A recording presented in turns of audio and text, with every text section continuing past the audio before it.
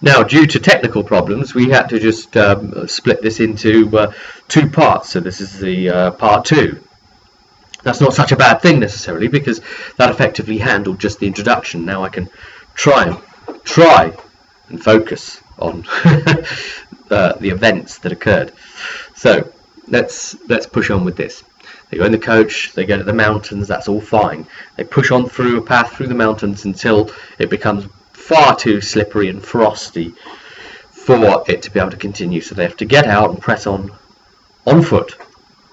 Now, as they're going through the frost banks, there was a great tumult. There's this huge gag that went on for about 15 minutes about this. I called it a great tumult, and they were saying this is probably the best tumult that I've ever seen. You know, we'll have to tell everyone about this tumult. Yes. Anyway, what they saw in a valley below, there were Avars, southern Accord Avars, which is where Jez's lot are. They're from the south, the Tiger Hold, were fighting against Chasind. As you remember, the War of the Axis is going on. The Chasind have pushed up from the Kokaris up into the mountains. They've of course been chased away by the Darkspawn that are spreading out across the place, and they're refugees, and well, you know, they want to try and take the mountains off of the barbarians, and it's not going too well. But of course we're in the middle of winter. The Avars are slaughtering them in this valley. Tanador's looking down. I describe what's happening. He says, well, you know, my kin are doing just fine, so I don't need to get down there and help. A few of them are getting killed, sure, but it's wheedling out the weak. So that's how that went. They were watching for a bit. Karak said, look, we need to press on. We need to press on. Let's go. And keep going. And it was almost as if Karak could maybe hear something, but the rest weren't sure if Karak could hear something as well. But he didn't mention anything about it anyway. I like all these levels of unknowing, like things that might sound little could be major, or things that might seem major turn out little. I like really keeping the group on their toes and not know what's going on. And another thing I like to do is, you know, to have maybe one group member know a certain piece of information, and another group member know another piece of information, but they're sworn never to reveal it to one another, or for whatever reasons. And between them, they could probably all put it together, but they've all got slightly different views of the same bigger picture. Little different pieces of evidence and things of what's going on. It's quite funny, that, isn't it? Right, anyway, push on, get into the Dales, carry on through. Ramsturt ahead. Karak then remembered, you know what, this Ramsturt place, right, anagram, is not supposed to exist. In fact, there hasn't been mention of a place here with that name for very, very many hundreds of years. You know, even before the Exalted March on the Dales, when that was like, what, 700 years ago or something? Something like that, I think. So, that was quite a few hundred years ago anyway. Who knows anymore? But that's quite interesting. This place wasn't there at all. You know, it was an ex-place. He doesn't remember historically. He's got like the lore talent, so I can give him extra information and all this malarkey. He doesn't recall quite how it disappeared, or no one really knows. It's not correctly noted. You know, it's just considered as a place that used to be on that spot, and just, you know, like a lot of places, become ex-places. But seemingly here it is again. So that's very strange. And the coach is pushing on. Sound is getting weird around them.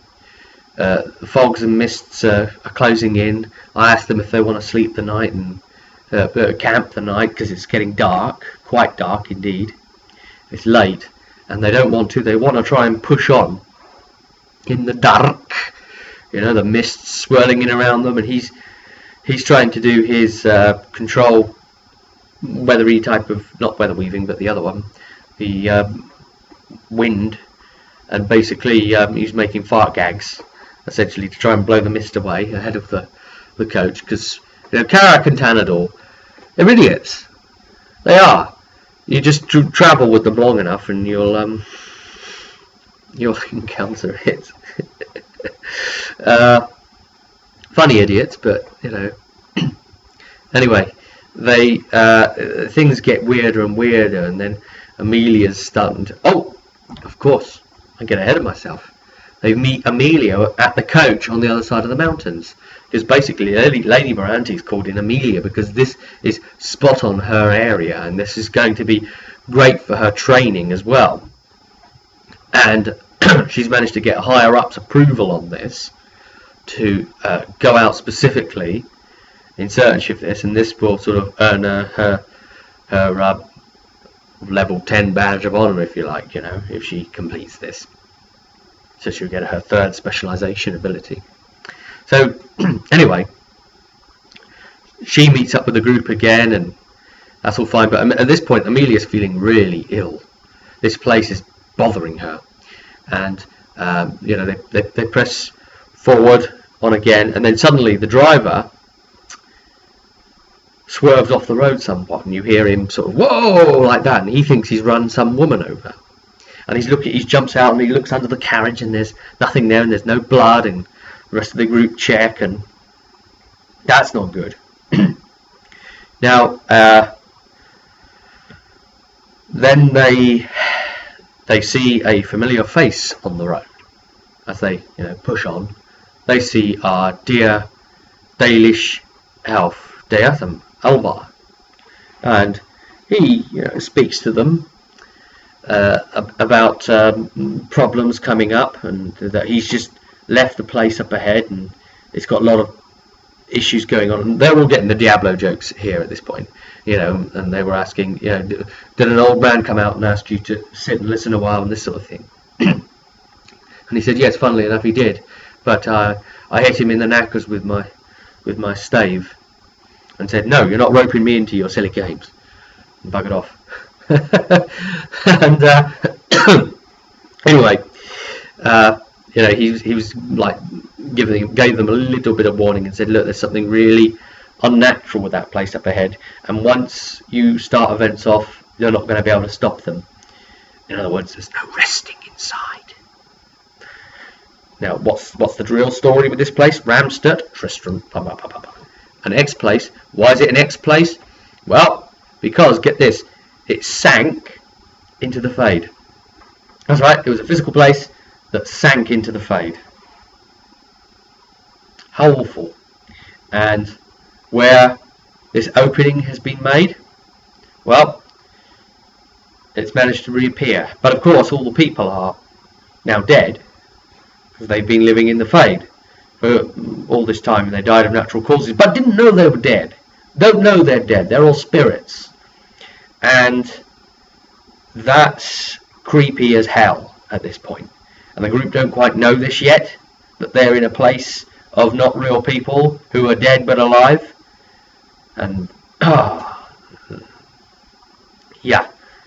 Anyway, they're like doomed in an ongoing, not quite Groundhog Day cycle, because each day is new, but they've got no idea what's going on. They have no idea of the passage of time or anything anymore. They're completely screwed. But they're also under attack from undead forces, and some of their people are dying, and they've got wagons filled up with bodies. But of course, they're only dead bodies of dead spirits, instead of apparently living bodies of dead spirits. So it's very weird and creepy there. And the creepiness starts to come to them. But before this, Deatham Alvar starts speaking to the group, and he says, or Nimdairana, as is also known to the elves. Well, look, Tanador, you're going to be the one most tested in the upcoming, and I'll tell you why. And then Carrack says, look, we don't have time to stop and talk about all of this. We're going to move on right now. And he kind of looks at Carrack and then looks at Tanador and says, is that how it's going to be? And Tanador says, yep, the man has spoken. I've got to move on. I can't hear what you've got to say. So, he leaves. And the elf says, well, as you wish then. Tanador thinks to himself, one of these days I'm going to have to try punching him in the face and see what happens. That seems to be Tanador's way of maybe curing anything, just punching it and see what it does. And go from there, really. I suppose that's kind of like most people would start negotiations with a handshake or hello. Who knows? Anyway, torches are seen, braziers, on the front of a gate kind of outpost thing. And it seems it's getting closer to them, or more like they're getting closer to it, even though they're not moving. The elf wanders off into the mist. He makes his mysterious exit that he actually called a mysterious exit and then did it. That was funny. And this thing's getting closer and closer towards them. They also notice that the moon hasn't changed position; it's stopped moving. And the clouds were slowing and slowing down, and now they are not moving. So it's almost like a painted picture now. So they're all getting really creeped out. They're in whispering voices, and horrible chill is coming over the place, and the sound is being dampened at the sides, and this thing's pushing towards them, even though they're not walking towards it. They feel like they are. It's like the tracking forward and zooming out, or something horrible kind of effect like that. And anyway, this is very, very close. It's towards the edge of Orlais, fairly near the highway, and they end up going in. They end up going into the village and seeing all of this. They have a conversation with the gate captain, and he explains that the dead are rising all around them. They go into the village and they eventually start hearing a bell tolling. It's really, really annoying, but they realise that it's actually been tolling for quite a long time, but they didn't realise they could hear it. But now they realise they can hear it, that they realise it's been tolling all this time. It's really like creepy stuff like that. That's totally throwing them off balance. They look out on the horizon over from the village, and there's more undead pouring in and fighting, and they can see silhouettes shuffling around in the tree lines, and there's beggars on the streets, and the beggars come up to the group, and there's a guy without legs, and he's like reaching out, and he's saying, please food, please, I'm starving. And they're starting to get the idea that they're in a place that's not necessarily completely reality. They try like slapping the guy's hand away. That's Tanador. Slaps the guy's hand away. He makes contact and he gets this cold chill right through him. Ugh. This cold chill effect sort of thing. And it's life drained, and then the guy looks nourished. And then more of them just start appearing from all around the place, beggars, and they start stumbling forward saying, please, we need nourishment, we need succor, please. And they're all like coming forward, and the group saying, look, stick together in a bunch, get ready. And they're trying to push on through these mass of beggars and get ready to mind blast and fight their way through. They produce all these powerful effects to try and bluster their way through the thing, and then the crowd parts sort of fearfully. But it was essentially each one of their touches is a life drain, and children even trying to come up to them and just like lay a hand on them and things, and just trying to keep them away and kick them away, and it's just horrible. And the bell is tolling endlessly, and the people are crazed. There's some wild ones on the streets, not even just beggars, but just people sort of walking around muttering to themselves, talking, just very. Oh, apparently someone has poisoned the well. Lol, lol, lol, lol, as well. Yeah. Now, the important thing here with the undead is that, of course, they are actually demons, but their physical form are demons too, so they aren't actually animated dead people. You have to remember that distinction. And also, they're very, very low health, so this is swarm horde mentality. Basically, as soon as you work out that you've hit, then you've made a kill. Rather than having to roll any damage, and combat's much better that way, and it can be much more fun, because I basically get to dip straight into Pete's Vampire Count's army box and pull out crap loads of skeletons and start sort of like hoarding them about the board and things on the whiteboard, and great stuff. But anyway, that was always going to be the plan for the upcoming. We did this before with that graveyard thing, that much of which went out live, if you might recall. So they go into the thing that the cathedral where the bell is tolling endlessly, and there's a great big beam of light coming up out of it. They work out that must be the source where all this unhappiness is coming from. So in they go. It's kind of like they're the Ghostbusters, isn't it, really? And there's just all sorts of horrible things in there. And the undead are piling out of the entranceway, and they're fighting their way through them and quickly running in. And remember, miniatures on a whiteboard, and they've got miniatures to represent them. And there was a very important distinction here that I was using to do that. There was 5 of them in the party, and whenever I wanted to randomise who an undead was going to go straight after, and there's so many of them, so it could be funny because like a whole load could be stacking up on one person. Then I would roll a d6, and whatever the numbers were in the initiative order, I'd attribute the number to the person. That's what I tend to like to do. And if it's a 6, then it's GM's fun time, and the GM can decide, sort of thing. And what would be a giggle, straight after the clothy healer or something like that.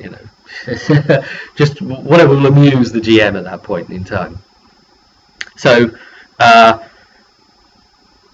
that's quite funny, because Karak managed to have a couple of those come in on him in that way, and he's always the same. He's like F-O at the table like that. They see a guy, he's halfway through a wall, trying to pull himself out of the wall, and he's suffering, and there's blood running down the wall. It's just all like nasty, and they finish him off. And there's another guy they see eventually at another point, and he's like sitting there twitching and mumbling, and he's got a wooden spoon and a wooden bowl, and he's scraping some sort of grey jellified thing into his mouth and eating in it. It's all like dripping down his chin, and it's nasty, and and they try to catch his attention, but he's just sort of vacant, and they finish him too. And they come across this old woman, and it turns out she's rocking a baby, and the baby she's rocking doesn't look haggard or zombified, but does look sort of blue and dead. But the old woman looks alive, yet she looks undead, and that's just horrible.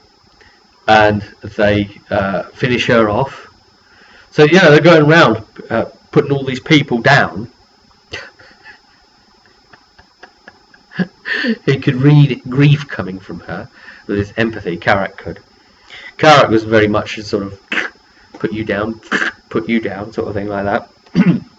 There's horrible sights, and skeletons appearing at different points, and they go into a room and they open a door, and then they can see through the walls on either side and see skeletons moving around, and the green fire in the fireplace goes out, and then they shut a door, and that doesn't seem to change it, and the skeletons come in from this side, and the ones that were going around there aren't there anymore. There's just horrible things. They find like a spongy piece of wall with white light beaming out of it, and they make the hole bigger and punch that through, and then it turns into like red solid light and smoke pouring out, and they can hear like a wheel coming at them on the other side of the wall, and they panic, and the character shape earth and forms a seal up at the wall there, and they hear this scraping wheel sound getting closer and closer, and then thuds against the wall on the other side somewhere from where that light was pouring from, and then they hear it start to rewind, and they say, do you know what, let's not go back through there, let's carry on down the corridor. And I mean, off through there was a potential no man's land. They could have gone off and started journeying, far, far away from where they're meant to be going, and just got into a lot of trouble. That would have been very problematic and time wasting for the group. But they didn't go that way, and they came to a section where it was stairs going up, and when they look away, they look back, and then it's stairs going down.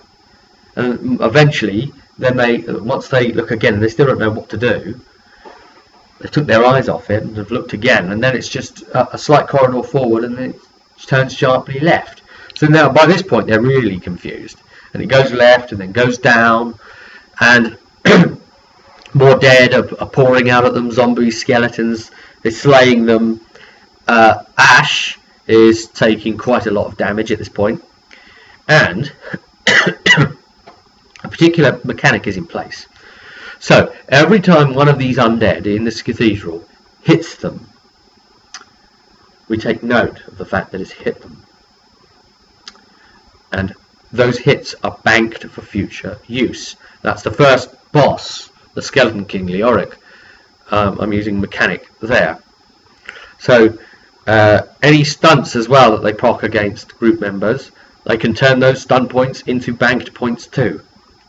And essentially, during the Leoric fight, any people who have that soul chilled effect against them from his minions, he'll be able to access that many extra stunts against them during the fight. So you can imagine how nasty that is. By the time Ash actually got to the end there, that he had like 16 against him. So you imagine what the boss could pour out on him. Really very dangerous situation. I think the players had a bit of an idea of what the mechanic was up to, and when I come up with like a new mechanic to use the age system that way, the stunt points and things, I like to not make it too deceptive, not so that the players don't stand any chance whatsoever of figuring it out, but not too easy either, sort of somewhere in between, and if they figure it out, all's the better for them. But to me, I think it's going to be an interesting mechanic, and essentially what it means is he can come up with unexpected burst damages and effects against specific individuals who've been soul chilled appropriately. Well, anyway, they finally push all through this. They get down into the crypts eventually, and fighting their way through the undead weak hordes that's trying to stop them, and they get into the room with the Skeleton King, and he's sitting on the throne, and they've done all this boss fight before because they've played Diablo, and they're huge Diablo fans, just huge Diablo fans, love it. So this was always going to be fun for them. I've essentially taken some of the Dragon Age Oracle into the Cathedral stats as a base, and then based from there and gone on from it, and added more mechanics and more abilities. So for instance, Skeleton King, he's got this like soul chilling thing that I've mentioned. He's got I've just given him, for the hell of it, like a kind of lich immunity to ice magic, just like Butcher's going to have immunity to fire. You see that, and we're here. The Skeleton King is a rage demon, and he's one of the gate guardians of this problematic opening. And the Butcher, in the upcoming, is a hunger demon and is the final gate guardian. Okay, so yes, we are actually somewhat in a cross between Fade and reality type place. We're at a place where a part of the Fade has popped back up into reality. So it's that halfway mark. So things aren't quite real. Things are a little bit sort of like dreamy and crazy. It's just horrible. They see the crown. They know, okay, well, we need to put the crown on his head to start the fight off. We get this. We get how this works. Are we going to do it? Tanador picks up the crown and stomps the crap out of it.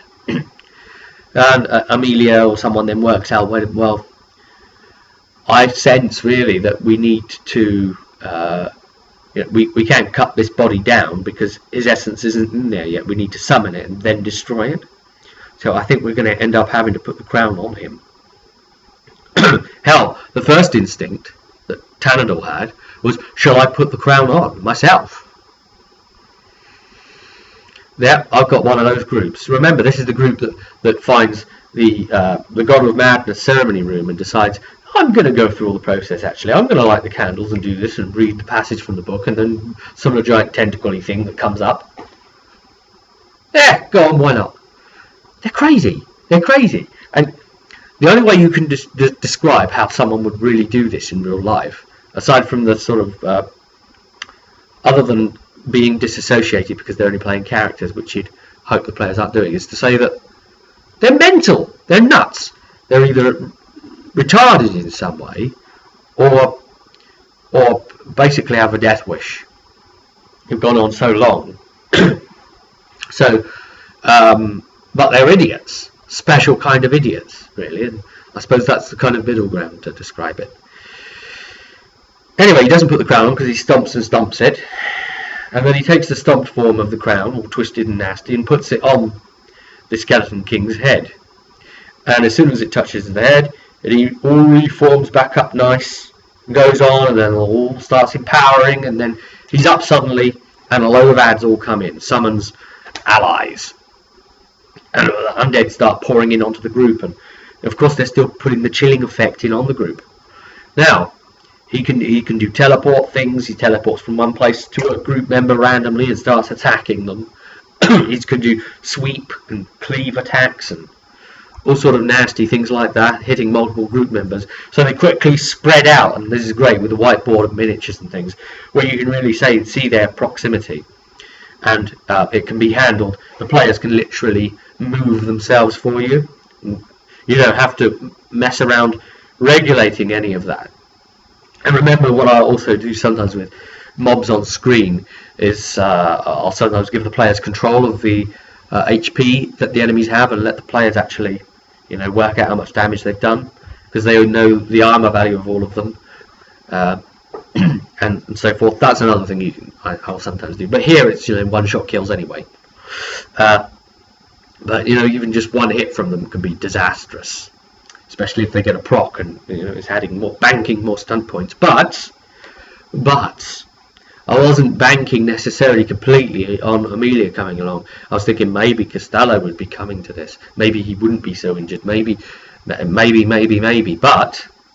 Amelia is a very wonderful tank, and she has the threaten stunt, where she can essentially taunt an enemy onto her.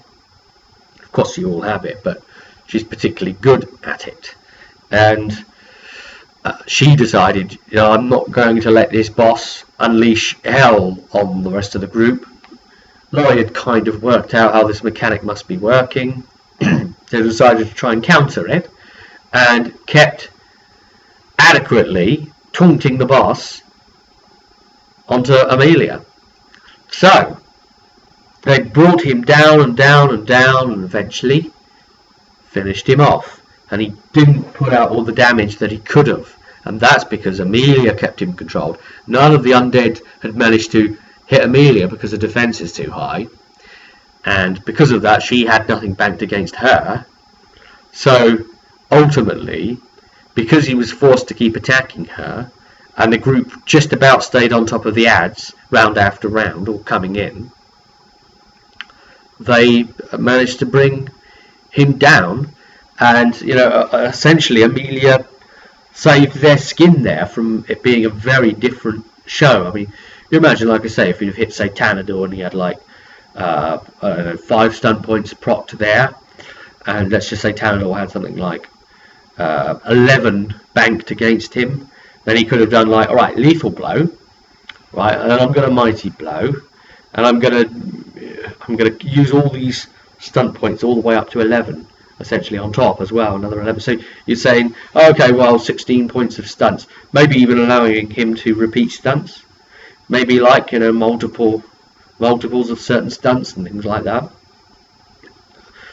Horrible. And you imagine if it turned into something more like a whirlwind with like the lightning or dual attacks, sort of dual strike things. But yeah, Amelia just shut that down. He didn't have a chance to operate. And, that's fine. The player's come along and has saved the day for the group. That's okay. That's okay as long as the group are happy with that. As long as I made them aware of how dangerous the threat really could have been. I started sort of explaining it in numbers that they'd understand and saying, look, you could have had damage factors of this many stunts against you. You imagine if you'd have been the one getting hit instead of him getting taunted like that. But threat and stunt is very, very powerful thing to perform if you're a Templar, and it really was game changing here. So then there's a bit of loot. There are some gauntlets with like maggots and necrotic flesh in them, so it looks like someone's limb got chopped off and part of it's still in there. They didn't want that in the end. They didn't think it was very magical. They found some greaves on the Skeleton King's body. Amelia put them on. Soon took them off again, I might add, when she started getting horrible feelings coming over her. What do I mean by that? Well, +1 defense, which, Amelia would love, but man-eater greaves, anyone? Cannibal tendencies overtake you that you cannot control and you act upon. So you'd essentially ruin the character by turning them into a flesh-eating monster. So Pete will probably like them then. Yeah. He played Dieter, come on. Right. And of course the crown was still there. And Karak picks it up and feels some sort of powerful cursed magic coming from it. And he puts it on. Karak put on the Skeleton King's crown. He put it on. He actually put it on. And just to say, by the way, when the group were walking through the cathedral and it felt like the corridors kept shifting and changing on them, they started drawing with blood from one of the victims, filled it up in a flask and started drawing with it. And Karak was drawing a cock and balls, his signature. And if the cock was down, then it was stairs going down. And if the cock was up, then it's stairs going up. So that way it's like breadcrumbs and they can retrace and see if the thing is shifting behind them, if it were to be happening. Just he's drawing that on my whiteboard, of course, leaving his signature.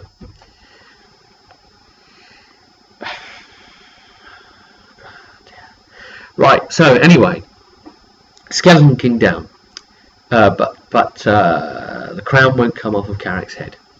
He tries to take it back off again. It doesn't come off. He said, I thought that had happened. So I think, why did you bloody put it on then? Bonus effect, again, just like the Greaves, +1 defense, permanently. Crown now will not come off, permanently. Oh, and one other thing, which I secretly told Craig, who plays Karak, about. And the rest of the group obviously can't know what this is. So, Grave, something else. And he was just laughing and laughing and laughing for such a long time. Who knows, maybe one day you'll all get to find that out, but I can't reveal it here. Certain criteria, have to come to the fore for you to find out. When they find out, I'm sure you will. Right. Then the ground fell away from them and down they went. The floor just all broke and shattered. It kind of like went into non-reality suddenly, and they're there into some sort of like hellish fire pit type area. And there are these chambers, and they're in the chamber of suffering. Walkways and fire coming out of them, and undead trying to crawl out, and they're on fire, and they're trying to grab the group, and they're saying, "Join us." join us, and they're trying to push and pull the group, and you know, they're kicking them away, and they're taking like soul drain effects and things going on. And before they could push their way on through this place, a little old man came up towards them, and Karak tried mind blasting the little old man who had a sack, and they were like, treasure goblin, treasure pixie, oh my god, it's a treasure pixie. Well, no, kind of, but remember, this isn't completely Diablo. This is kind of like Diablo crossed with the Fade, crossed with, well, the Age system and Dragon Age generally. What would you get? Well, you'd bloody get this, that's what. What you get in a village full of people that are in the Fade but not anymore, and they don't think they're even in the Fade, and not dead, but they are, but they aren't. Well, bloody this, that's what. Right, and this little old man, you know, he's got a shield, and it just bounces off this kind of like magical effect thing. The spell just goes boing, and just hits it. It doesn't mind blast him, and he just walks up casually as you like. And I've actually named him Scary High-Pitched Voice Guy. I wrote that on the sheet even. And they laughed at it when I showed them, because that's exactly how he spoke. He spoke in the most creepiest, high-pitched voice possible. And he offered them treasures and loots and things. And one of the things he offered was the Armour of Guilt. And he offered it as a card. Like a, you know, like a tarot card. And there's a picture of it there, and its name is on the top. So he'll sell you the card, and it for 40 sovereigns. He wants 40 sovereigns. Everything is 40 sovereigns. So, you know, he offers the card, and Amelia thinks about maybe buying it because it's light plate and it's magical. And he says, you know, this is the most powerful protective armor you'll ever have. Well, you know, none of the group chanced buying it because it was called the Armour of Guilt. Would it have been the most protective armour that money could buy? Very well, possibly, yes. Would it have had another effect as well? Very well, possibly, yes. But who knows what that would have been now? Oh, the mystery. The group didn't buy that. The group didn't risk it. But he took out another one. And all you D&D players are going to sit up and take notice of this one. Bag of holding. Puts the card forward, bag of holding. And straight away the players are looking at that and thinking, this is so D&D. And I said, yes, I know. The one item they say you should never give us loot. The one item that's severely disgusting and overpowered and blah blah blah and the rest of it. So I thought, let's take it on. Let's do it Dragon Age style. Let's do it in a way that I feel happy about. So he negotiates, Karak negotiates the 35 gold and buys it and tests it by taking a skull nearby and putting it in the bag, and it goes in just fine, and then dips his hand in, thinks about the skull and retrieves it. Great. Seemingly a pocket dimension. What is that pocket dimension? Probably the Fade in some way. That should go to pocket dimension for Dragon Age, right? Yes? Right. Okay then. More to be said on it? Probably yes. Are we going to here? Absolutely not. Right. So Karak has that at this point, and he thinks to himself, well, I'm going to be able to have some fun with that. Look forward to trying to use that in the upcoming. And great. I don't think it's something he's going to use. I think it's something he's going to use creatively and fun, perhaps. We'll see. But all you dissenters out there, don't panic. I know what I'm doing. Right. Okay, so he has that, and they were about to pushing on, and I might just add that Tanador was going to pick up the little man. Yeah, I don't know what he was going to do after picking him up. Maybe throw him. And the little man stepped backwards and clicked his fingers and said, "No!" like that, and, in a very kind of like Paul Daniels way. and then Carrack was stuck bent over in a very unusual position, seeing as Tanador's bent right over and Carrack standing right behind him. It was sort of awkward. But anyway, he freed him. The little man was sort of mocking Tanador by peering over like that and talking to him. And anyway, he wandered off his merry way with his little sack of cards and starts walking across the flame and says, I don't have anything else to offer you right now. Nothing that you'd be prepared for. And he walks over the flame, carries off. And that's where the session ended. So, they're there in these halls of suffering, and they've got to push their way through the flaming hordes of undead to try and get to the butcher, the hunger demon. And it's going to be potentially a fight to remember. The whiteboard's going to be super handy here. Really good. Just a couple of other things, actually, seeing as we're on the subject of whiteboards. There was another point in which I exploited the player's attempted meta thought mentality. So, for example, I took a spirit host and had that be stalking the models all through the map. Well, eventually I just placed it right there, right behind the group, but didn't say anything.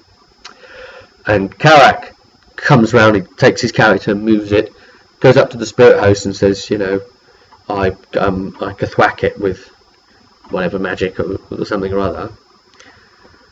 I said, Kathwack what? And he says, that thing that's just appeared on the group there. You used the spirit host to denote. And I said, I didn't say that anything was there. You're seeing things. I just put a model there. And I took it away and said, you've injured yourself now from illusionary madness. And so I'm messing with them at this point, We're actually messing with the players' sort of meta ability to see above the map. And because they can see things behind them that their characters wouldn't, and they can react to them, it actually forces their characters to hallucinate. That's another thing you can do with maps and miniatures and things that you wouldn't be able to do otherwise. You can actually mess with the players. Fun. Yeah. So, I think that pretty much covers where we're up to. They're ready to push on into the last part, and if they can get this done, they should then be ready for the fighting fantasy conversion, going after Zort and Throg. Of course, it got me thinking, There's a crown on Carrack's head. And I was just thinking to myself, where have I seen that with someone before?